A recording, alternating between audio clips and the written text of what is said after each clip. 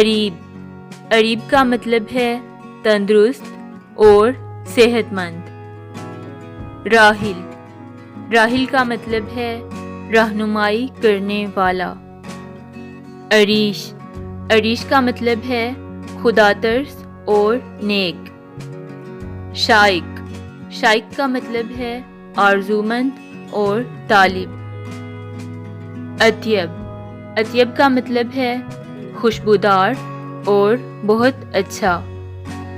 زاہل، زاہل کا مطلب ہے پرسکون رہنے والا۔ اقمر، اقمر کا مطلب ہے منور اور چمکتا ہوا۔ شنان، شنان کا مطلب ہے بادل۔ حدائق، حدائق کا مطلب ہے باغات، چمن اور گلستان۔